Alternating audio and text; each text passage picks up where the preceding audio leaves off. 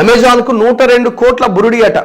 హైదరాబాద్లోని call centre కేంద్రంగా మోసం, సైబర్ సెక్యూరిటీ బ్యూరోకు సంస్థ ఫిర్యాదు, 22 మంది మీద కేసు పెట్టిందట.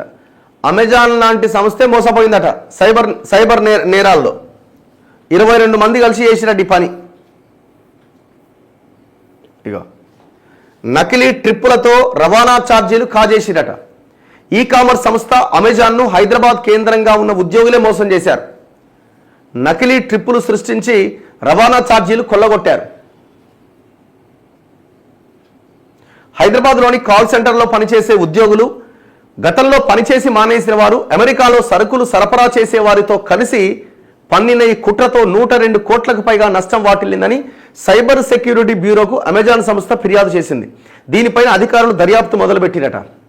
ప్రపంచవ్యాప్తంగా సరుకుల డెలివరీ గచ్చిబౌలి నుంచే పర్యవేక్షిస్తారట. సో అమెరికా దగ్గర నుంచి వచ్చేటువంటి ఆ సరుకుల డెలివరీ విషయంలో ఈ మోసం జరిగిందట. సో ఈ మెయిన్ సెంటర్ గచ్చిబౌలిలోనే ఉందట. అమెజాన్ ప్రపంచవ్యాప్తంగా వినియోగదారులకు సరుకులు చేరవేస్తున్న సంగతి తెలిసింది. ఇది అనేక అంచెల్లో జరుగుతుంది. వినియోగదారుడు అమెజాన్ యాప్లో తనకు కావలసిన వస్తువును కొనుగోలు చేసిన తర్వాత దాన్ని సమీపంలోని గోదాముకు, అక్కడి నుంచి వినియోగదారుడు ఉన్న ప్రాంతంలోని గోదాముకు, మళ్ళీ అక్కడి నుంచి వినియోగదారుడు చిరునామాకు డెలివరీ చేస్తారు. ఇదంతా సాంకేతిక పరిజ్ఞానం ద్వారా నిర్వహిస్తూ ఉంటారు. సరుకు ఎక్కడ ఉందనే విషయం ఎప్పటికప్పుడు అమెజాన్ కార్యాలయానికి తెలుస్తూ ఉంటుంది. ఇందుకోసం డెలివరీ సిబ్బంది ఫోన్లలో ప్రత్యేక యాప్ కూడా ఉంటుంది. గోదాము నుంచి సరుకు తీసుకున్న తర్వాత చెక్ ఇన్ చేస్తారు. సరుకు వినియోగదారుడికి అందజేసిన తర్వాత చెక్అవుట్ చేస్తారు. సరఫరాదారుడు GPS ఆధారంగా దీన్ని పర్యవేక్షిస్తూ ఉంటారు.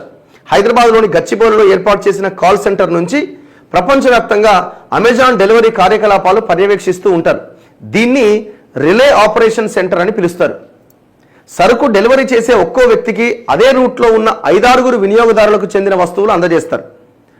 అంటే ఆ రూట్లో ఉన్న వారందరికీ డెలివరీ చేయాలి. సరుకు డెలివరీని బయటి సంస్థలకు కాంట్రాక్ట్కి ఇస్తారు. వస్తువులు అందజేసేందుకు ఒక రూట్లో వెళ్ళిన తర్వాత సదరు చిరునామాలో వినియోగదారులు లేకపోతే ఆ విషయాన్ని డెలివరీ చేసే వ్యక్తి తన ఫోన్లో ఉన్న యాప్లో నమోదు చేయాలి. దీన్ని రిలే సెంటర్లో ఉన్నవారు నిర్ధారిస్తారు. వస్తువు డెలివరీ చేసేందుకు ఎంత దూరం వెళ్లారో లెక్కించి అందుకు అయిన ఖర్చును డెలివరీ సంస్థకు అమెజాన్ చెల్లిస్తుంది. అమెరికాలో ఒక్కోసారి 100 కిలోమీటర్ల దూరంలోని వినియోగదారులకు వస్తువులను పంపాల్సి ఉంటుంది. ఆ సమయంలో అక్కడ ఆ వినియోగదారుడు లేకపోతే వెనక్కి పంపుతుంటారు. ఇలాంటప్పుడు రవాణా ఛార్జీ ఎక్కువ అవుతుంది. దీన్ని ఆసరాగా చేసుకుని నిందితులు మోసానికి తెరలేపారు.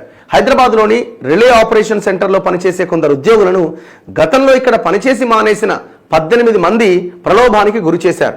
అమెరికాలో సరుకుల డెలివరీకి వెళ్లకుండానే వెళ్ళినట్లుగా నకిలీ ట్రిప్పులు నమోదు చేయించి వినియోగదారులు లేరు అని చెబుతూ రవాణా ఛార్జీల కింద 102 కోట్ల 88,05,408 రూపాయలు కొల్లగొట్టినట. మా అంతర్గత ఆడిట్లో ఈ వ్యవహారం బయటపడ్డది. దీనిపైన దర్యాప్తు జరిపి చర్యలు తీసుకోండి అని సైబర్ సెక్యూరిటీ బ్యూరోకు అమెజాన్ ప్రతినిధి అర్జున్ కుమార్ కంప్లైంట్ చేసిండట. ఈ మేరకు చాలా మందిని అరెస్ట్ చేసిరా, కేసు పెట్టిన వాళ్ళ మీద. చూడు ఎట్లుందో కథ.